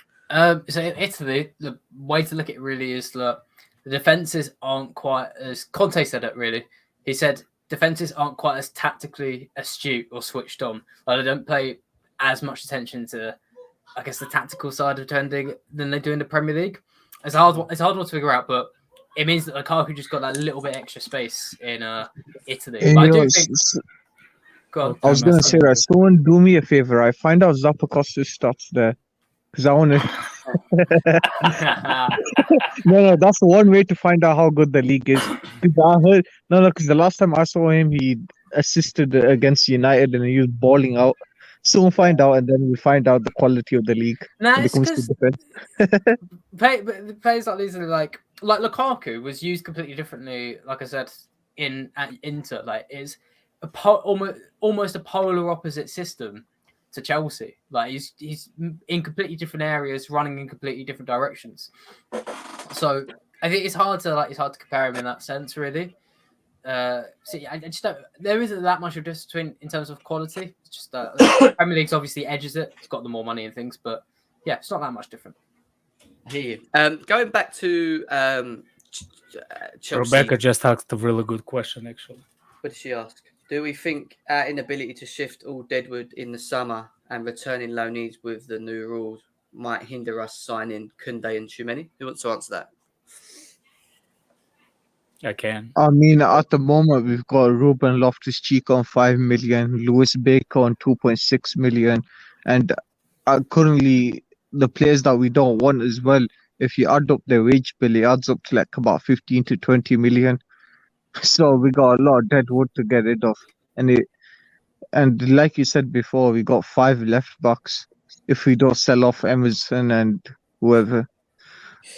So We have as 5 well, left backs, but no left back at the Chelsea at the moment. yeah, exactly. It's ridiculous. You wanna know what the funny thing is? We sold all our right wing backs. We sold all our wing backs. Now we need new ones. We have 28 players on loan and can only loan out 8 next season. That's Yeah, but that's most of not them are- true. There is a different. You got that's only 8 for international, not English players. Was it like an over 23 kind of cap? Yeah. They're trying to there's- cap it, aren't they? yeah. It's not as plain as it is. It's like for example, Emerson, Zappacosta, those kind of players. But what about Robin Loftus-Cheek? He's fine, and the I don't remember how old he is, but those 18 years old, those loan players, Yeah, academy Mark players, Silva, those so is like mainly giving- the one. Gallagher. Giving youth an opportunity, that kind of thing. Yeah. Okay. So it's not. Plus, it's not a past thing. If you look at it, go read the article on BBC. I tried to link it. It's before I didn't see I couldn't share it. It says that it's still fighting. The courts are still fighting for that thing because it's gonna be a lot of people and a lot of clubs involved in it. So it's gonna be. I want to quickly ask. I want to talk quickly about this transfer market, the January transfer market. Winter Surfer's with us as well. Big up to him. Nice to see him around. Hello. When you look at Chelsea not buying Digne, and potentially You dodged a bullet. potentially bringing a right wing back in, maybe not doing that. Do you? I know a lot of Chelsea fans. I see it in the social media already got their trigger button ready just to say the ball's crap. They're not doing their job. This and the other, not backing him. Do you think more than that? Do you think they're just trying to think more logically in terms of the player what they actually want, and maybe the players that we want we can't get now, and it's the summer, so maybe they've had that conversation with Tuchel? Or Chelsea have stockpiled players at the moment that they can't get rid of. So why would they add another one? The reason they didn't buy him is because they wanted probably to loan him, and Everton don't want to loan him. So there's no point. So that's a deal dead already. They're not going to fork out 25 million for Lukaku while they've still got Alonso, Emerson, Kennedy, Chilwell, Ian Matson, and whoever. Kennedy. You still got Kennedy. Kennedy as well. Yeah, And not Baba they're not Rahim going to too. do that. It doesn't make any financial sense for them. Plays to do for so. Ghana. I'm not gonna lie. I thought Kennedy retired or something. How long has he been at the club? Do you lot still have Baba Rahman? Yeah. we Yeah, have yeah. Contract now. Contract. He's him and Danny Drinkwater. I think they're on loan, but their contracts run out in the summer. I Bro, believe. I thought you sold him or something. He was No. We bought him, and no By the one way, wanted he was to buy so him. good when we got him. At Schalke, yeah, he was a good player. He was a baller, man. But all of a sudden, like this is people don't understand. Like the percentage of clubs signing the players out of 5 is only 1 that actually making it as in the team. Like if you sign 5 players, the one there's somebody like Alex, that. everyone goes about 2017. I beg people to go back to the summer 2015. It's only not mentioned because we signed Pedro. That's the only reason the transfer window is not mentioned. I was about to say this kind of plays into it. So these are some of the players that will be at Chelsea, like in Chelsea's squad next season, tied down past on a contract past this year. Marcus Bettinelli, Ethan Ampadu, Matt Miazga, Jake Clark-Salter. Bloody hell. Wait, surely I think this is wrong, but it says Baba Ram until 2024. I'm going to imagine that's Could wrong. be actually. Here's sorry to interrupt you, but I gotta tell you a policy of Chelsea. Chelsea do not let on free. They will give you option to sign a loan before they will sell you. If you will sign, they will give you extension contract. 1 year extension. 1 year extension, and then send you on loan. They will not send you on loan until you sign that 1 year.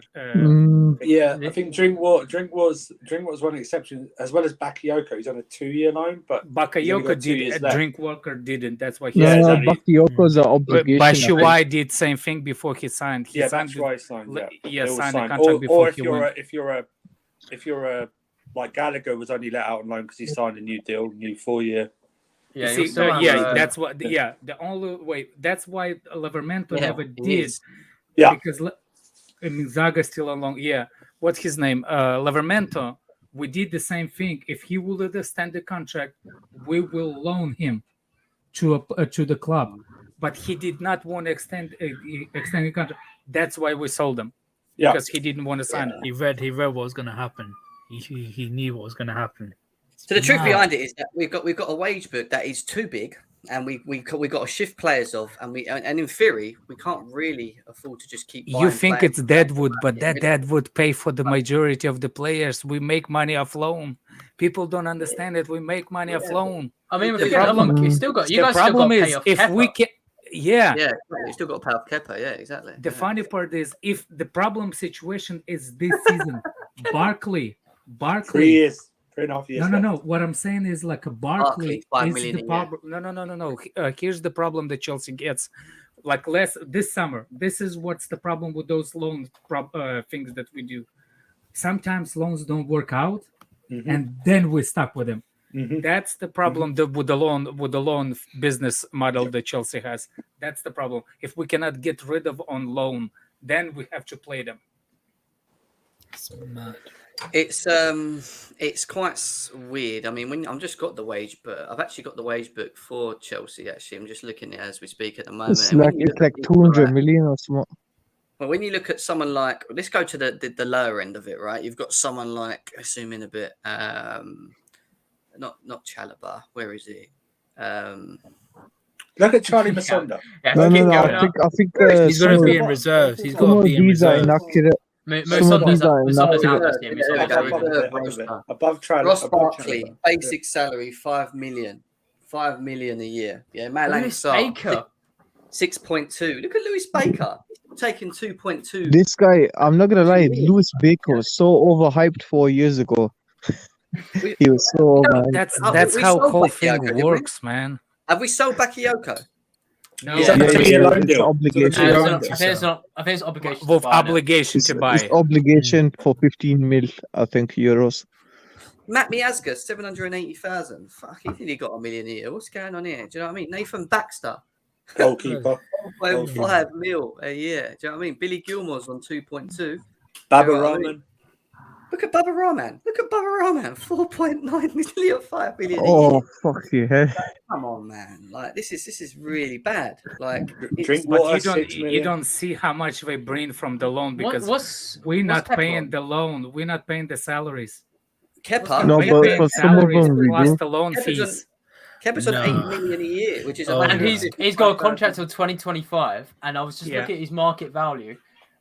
It's A like 20 mil. year after joining Chelsea, his value was 54 million euros.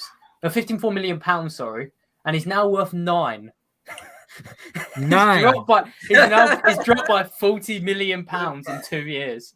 Oh, that's funny, man. We're fucked. Jesus We are Christ. literally halfway through his 7-year contract. Timo gave him a Werner's taking 7-year 14 7 million years. a year. Look, 7 Timo Werner, 14 Alright, million that's a got year. to be wrong. It can't be. He can't be getting. No, that's contract That's bonuses. correct. He's on 170, Brown 180. Grizz taking 10 And, million a year. Bro, And, thank God we Jen- did not get. Jen- He was gonna get more money than freaking what's his name?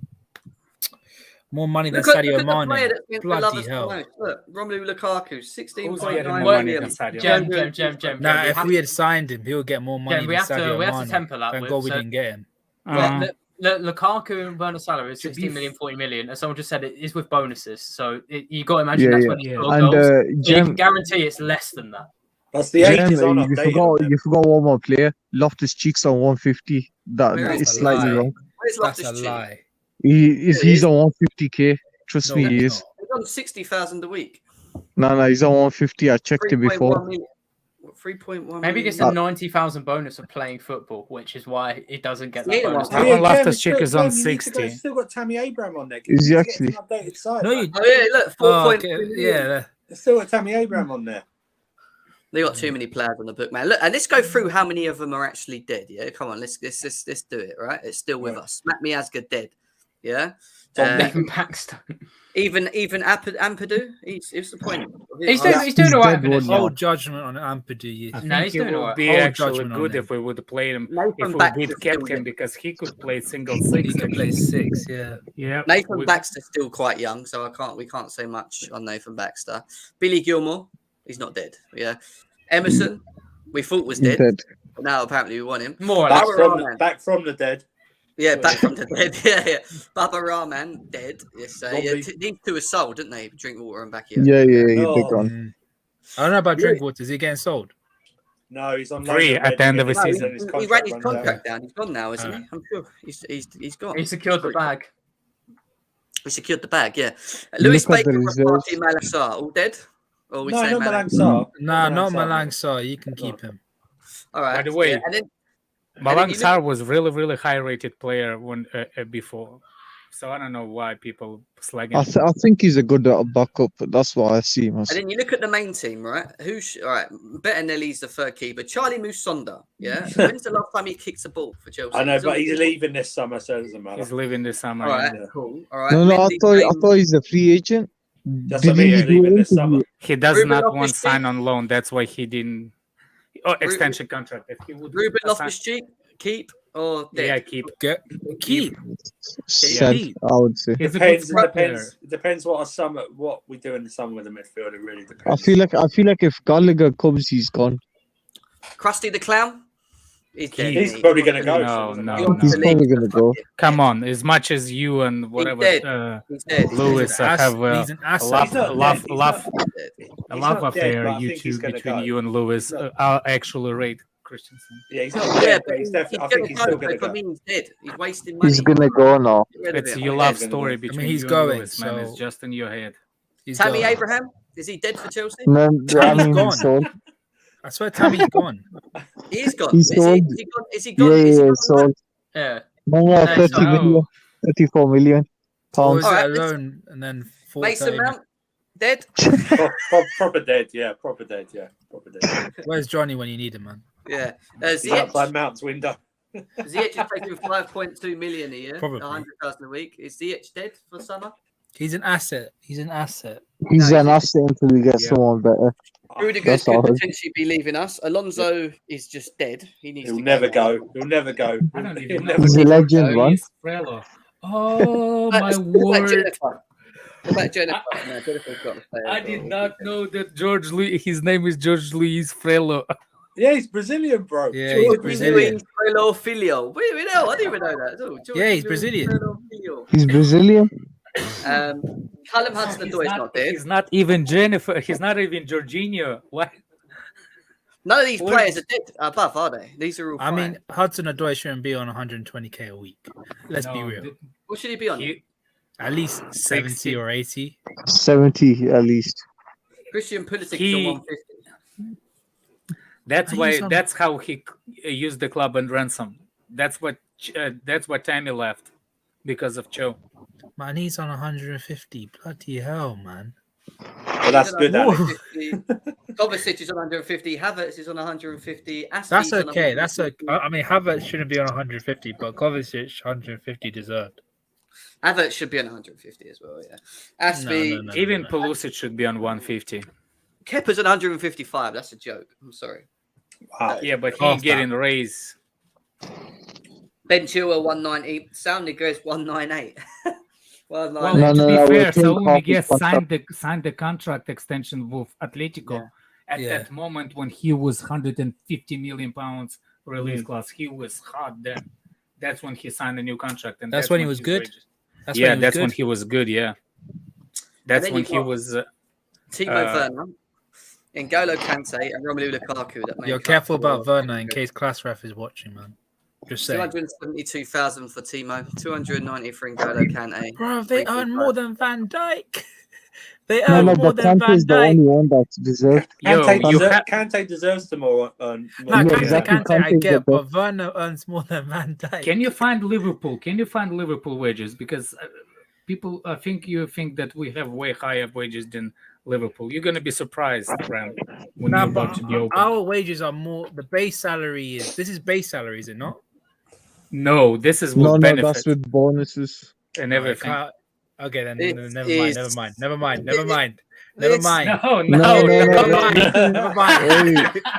Never mind. Virgil van Dijk's on 220,000. Thiago, that shit flop is on 200,000 a week. Wait. Allow Thiago. Wait, is it allow- Mohamed Salah's on the same money as Thiago? Are they having a laugh? Trent Alexander is 180. 180. Firmino's Yeah, on he 180. just signed. Firmino's- Wait a second, how many players have you got on 180 or 150? Good Lord. No, but then go James down, Milner's on go down, 140. and then you'll see. James Go Milner's down. on 140. Oh Fabio my God. Silva, all right, He's- Benny Allison's on 150. He's the same as Kepa. Jordan Henderson's on 140. Having a laugh. Milner, 140. So Milner's going to be a coach. Milner's going to be a coach. 5-year-old pensioner. Mane's Oxford only on Chamberlain 100. on 120. Mane's only on Naby 100. Keita. Naby Oh my Keita's on God. Now Naby Sadio Keita Mane's 100. is all right. He's all right. Sadio Mane is only on 100,000 a week. Are you having a laugh? Yeah, because we haven't given him a contract yet. Fuck. Bro, this is all FSG, man. How are This they is all even playing for FSG. you? It's How all are they even Good FSG. Lord. playing for you? I'll be fuming. Oh, yeah, Diego Jota, 20 grand a week. Diego Jota. Are you having a laugh? Bro, it's all FSG, man. Where's Kanate? 70,000 a week. That is a Oh, and Ram says, Liverpool Yeah, are 70K. broke. Yeah. What's wrong with 70 that? grand for a C-Tech Chalaba. Are you Jesus. okay? Right now, He's we're like not doing this again. We're not doing this Oh. again. No Hey way. man, this is No. Robertson embarrassing. is on 50. No. Robertson. That's not 50. He's on about 100 and something because he's signed he a Okay. new just got, contract. she just Oh, got has he signed a 200, new so one? It's not Yeah, updated. he Alright. signed a new contract. Hey, look, Harvey Elliott doesn't even get paid, Ram, and you said I mean, we don't know how he's getting paid. Stop it. We don't know how he's And he's getting better paid. than He's a- Mason Mount, He's do a you? work experience. That's what he's Who you doing. got? Who you No, got in your he's line now? working travel visa. Yeah. He works Your, he works total part-time salary security is at night. Yeah, he works part-time security. your total salaries are 139 million Mm. annually. Your base salary is 142, just over. That's just say Quite a lot of them got a pay rise because of the CL final and the Premier League win. that is That's fucked, why it's- man. Your wage packet is fucked. Absolutely. How is it fucked? Mate, you've got so many random players. I want to see cities. I wonder can't what do it cities. now. I'm Oh no, Cities is Cities is not Oh that my bad. god! Not Wait high, till you see actually. this. Wait till you see this. You ready for this? I can't believe Virgil van Dijk is the highest I'm gonna paid look at- for. I'm No, gonna look at no, Man the United worst, the How worst could you one by leave far that? is Defender, Barcelona. player. Look at this. Defender. Look. Kevin De Bruyne, 400,000 a week, 20 million a year, 20.8 million a year. Jack Grealish, 300,000 a week, 15.6 a year. John Stones. John Stones is on $250,000. Oh my god, that's Wow. actually fucking hell, man. And then look at their actual good players. They're all in their hundreds, 150s. You've got Bernardo Silva, Ilkay, Fernandinho's 150. Laporte's Wow. on 120. Morris is on 120. Diaz is Laporte's only on on 115. What the fuck? But Grab remember, your this is whole when Diaz. This is before Nah, we that's knew taking the Diaz was piss. a good I'm sorry. player. That one's taking the piss right there. Cancelo, 80,000 a week. Are you He having a laugh? didn't earn a lot of money at Juve. He didn't get a lot of money. That's why he left. 80,000 a week, One of the reasons why he Cancelo. left. Ferran Torres was getting more than him, 90,000. That's a joke. I'm sorry. That's No, absolutely Ferran Torres was but getting half firstly- that. He was getting you know- half. right though. Phil Foden gets paid 12 grand a week. No, that's what I mean. Zinchenko is only on 20 grand a week. Signing you 6-year deal. That can't be Well, right. No. Read it. Zinchenko gets violated by all of them. You don't understand how many times he got violated by the likes of De Bruyne, saying how shit he is as a footballer. It is actually Who, peak. De Bruyne? De Bruyne is, bro. Have you seen the videos of Man City players just violating Zinchenko? It's actually No. funny. It's funny. Let's It's have a look at funny. Man United because they've got a higher bill, wouldn't they? No, Let's have a that look. is No, gonna be no, even no. more disgusting. Barcelona's is the worst. No, but look at this. Cristiano Ronaldo, 510,000 a week. The picture, Yeah. 35 years old. David De Gea, 30 years old. 375. Look at Jadon Sancho, Sancho. 350. Look at Jadon Sancho. And Varane, that pace merchant. That pace merchant's on 340. You're having a laugh. Man, just They're looking getting at this. raped. Look at this makes me sick, man. 290. Look at this, just makes me On sick. 300. 290. Look how many twos they've got. 290 Paul Pogba, 250 Hey, Cavani, yo, 250 Martial's on Martial, 200. 250 That is Martial. so dumb. He doesn't even play. That 250 is so dumb. Hey, yo, look 200 at Phil for Jones's. Rashford. 189 for Maguire. 189 for Maguire. But Bruno's only on 180. My God, this is even more fucked. Fuck it. Van der Beek's on 120. Oh my God. That Yo, is I wish we got Van der Beek, man. He's a baller. 160, just Mata, getting my ruined man. at I'm United. so sad when Mata Hey, left. Jem, look at Phil Jones's. Yeah, No, let's have a look at Phil One Jones. Matt's a genius, man. His agent is a genius too. anyone interested in Yeah. Arsenal's wage bill?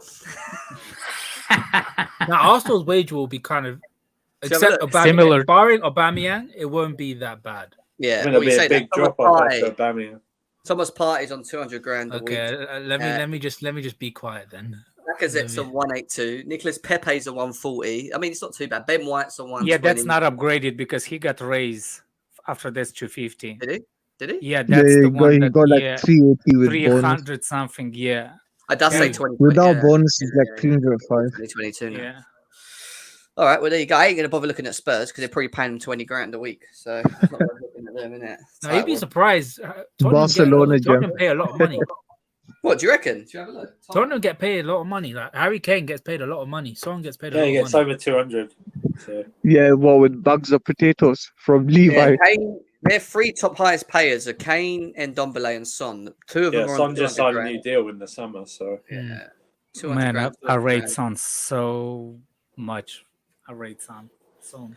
I like the Sun as well, but I put oil on usually. But you know, it is what it You is. put oil Oh. when it's the sun. Yeah, he said he likes the sun. I said I like the sun as well. Just put some oil on. terrible. You just don't see any Son. with your pale skin. Yeah, why? You don't need no oil, man. I'm an oiled up. Yeah, I do, man. I can put a bit No, of you oil on, don't. go a bit brown, mate. You know, it is what it is. Redneck knows when he's sitting in the lodge in his jacuzzi, you know, with his oil on. Yeah. In life. Disgusting wage bill from United. They can get away. They can get away with that though. Look at Barca. Yeah, Look they at can. Barca. We can have a I've look been at- telling you, No, that's gonna be Griezmann's even on more pain. 600k. That's gonna be even more pain, please. Thank you. No, Frankie we don't de want Jong, that. Griezmann's on 600k, 400 man. something a week. Barcelona's wage bill. Oh my god. Please, Bro, don't. you're gonna have a heart attack seeing it because when I saw Griezmann's wage bill, it was like 600k. Coutinho's on 380,000. Yeah, he's taking a massive pay cut to go to Villa. He's not taking a Dembele's- pay cut, they're just paying a percentage of their wages. Dembele's on 287. Umiti, he's on 263,000. Umtiti. Yeah, Busquets is on 253. Show it to Alba's on everyone. Yeah, 231. but Busquets deserves that money, though. He deserves that money. What he's It's done. not too bad actually. And Dani Alves is on €1. Is he actually playing for free? I just looked at No, it it's now. €1 because you're not allowed to play for free in La Liga, so they're paying him £1 just to Is play. Hazard on 500k a week? Is he? I don't know. Yeah. No, He's paid a lot of Hazard's on money in Madrid. 300. He's 300? 400 with bonus, but probably like about 300, 350. Crazy now. Oh my god, Courtois is rinsing them. Courtois. Do you guys like Courtois? No. He's decent. I No, didn't even he's like decent. him as a goalie before that. At He was Chelsea, for quality. some reason, I call him Eiffel Tower.